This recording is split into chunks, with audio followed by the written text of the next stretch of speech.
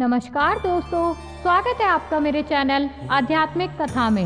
मैं हूँ पारुल गुप्ता और आज हम जानेंगे 4 धामों में से एक रामेश्वरम मंदिर की कथा। तो आइए दोस्तों, प्रारंभ करते हैं ये कथा।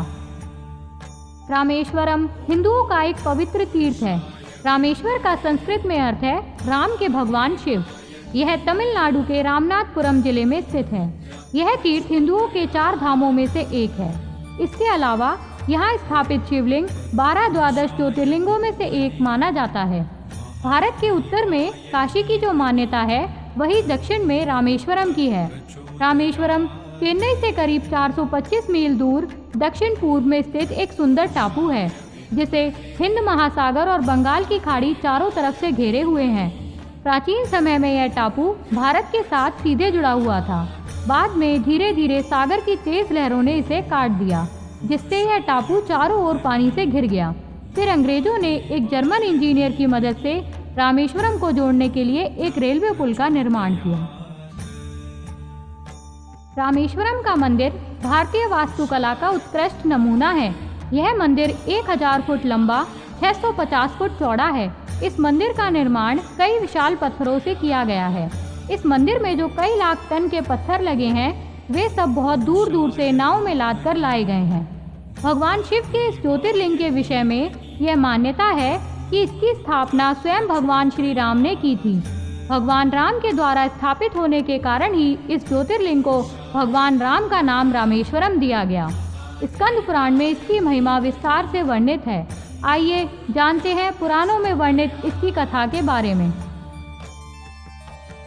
पौराणिक मान्यताओं के अनुसार जब भगवान श्री राम लंका जा रहे थे, तब इसी स्थान पर उन्होंने समुद्र की बालू से शिवलिंग बनाकर उसका पूजन किया था।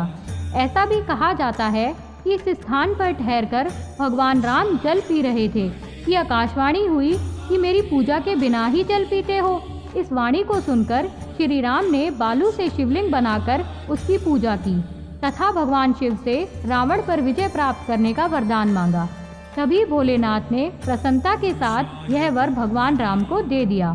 भगवान शिव ने लोक कल्याण ज्योतिर्लिंग के रूप में वहां निवास करने की सबकी प्रार्थना भी स्वीकार कर ली।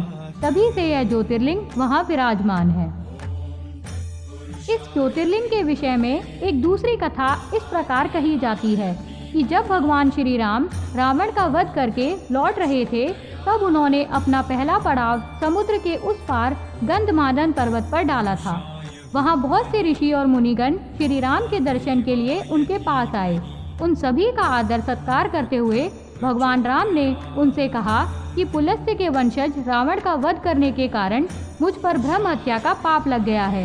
आप लोग मुझे इससे निर्वृत्ति का कोई उपाय बताइए। यह बात सुनकर वहां उपस्थित सारे ऋषि मुनियों ने एक स्वर से कहा कि आप यहाँ शिवलिंग की स्थापना करके उनकी पूजा कीजिए। इससे आप ब्रह्म हत्या के पाप से मुक्त हो जाएंगे। भगवान राम ने उनकी यह बात स्वीकार कर हनुमान जी को कैलाश पर्वत जाकर वहां से शिवलिंग लाने का आदेश दिया। हनुमान जी तत्काल ही वहां जा पहुंचे, किंतु उन्हें उस समय वहां भगवान शिव के दर्शन नहीं हुए। अतः वह उनका दर्शन प्राप्त करने के लिए वहीं बैठकर तपस्या करने लगे। कुछ काल पश्चात शिव जी के दर्शन प्राप्त कर हनुमान जी शिवलिंग लेकर लौटे, किंतु तब तक शुभ मुहूर्त बीत जाने की आशंका से सीता जी द्वारा लिंग की स्थापना का कार्य कराया जा चुका था। हनुमान जी को यह सब देखकर बहुत दुख हुआ। उन्होंने अपनी व्यथा भगवान राम से कही।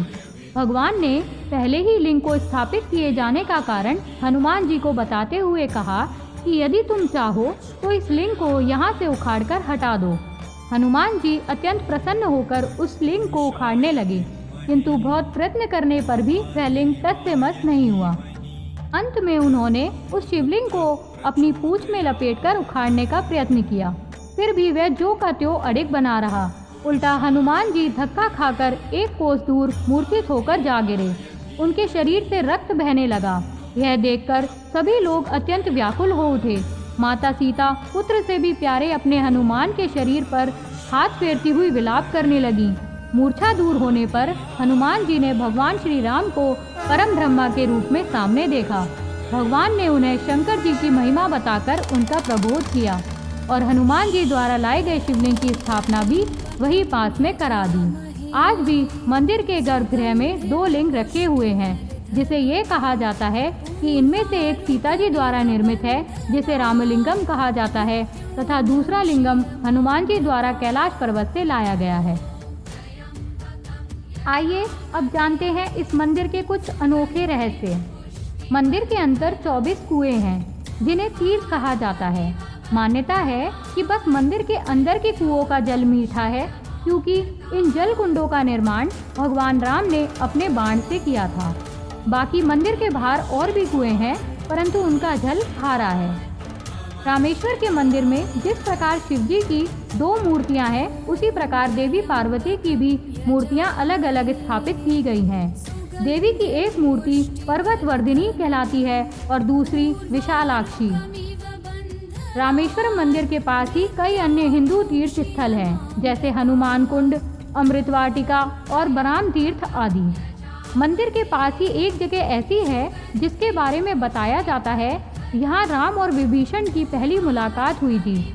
आज इस स्थान पर मंदिर बना हुआ है। मंदिर के प्राथमिक देवता लिंगम के रूप में भगवान शिव हैं, जिन्हें रामनाथ स्वामी के नाम से भी जाना जाता है। दक्षिण भारत के सभी प्राचीन मंदिरों के समान इस मंदिर के परिसर के चारों तरफ ऊंची दीवारें बनी हुई हैं, जिनकी ऊंचाई पूर्व से पश्चिम की ओर 865 फीट है और उत्तर से दक्षिण की ओर 657 फीट है। मंदिर के 3 गलियारे हैं। भारी गलियारों की लंबाई को दुनिया में सबसे लंबे गलियारे होने की प्रतिष्ठा प्राप्त है। इन गलियारों में 1212 खंभे लगे हुए हैं और इनकी ऊंचाई फर्श से छत के केंद्र तक लगभग 60 फीट है। इस मंदिर के परिसर में 22 कुंड हैं, जिसमें श्रद्धालु मंदिर में पूजा करने से पहले स्नान करते हैं। यदि कोई व्यक्ति रामेश्वरम धाम में जाकर शिव का अभिषेक करता है, तो उसके साथ साथ उसकी 7 अन्य पीढ़ियों को भगवान शिव का आशीर्वाद प्राप्त होता है। अगर आपको यह कथा पसंद आई तो इस वीडियो को ज़रूर लाइक करें, शेयर करें और कमेंट करके बताएं। इस प्रकार की और भी कथाओं को सुनने के लिए आप इस चैनल को सब्सक्राइब करें। धन्यवाद।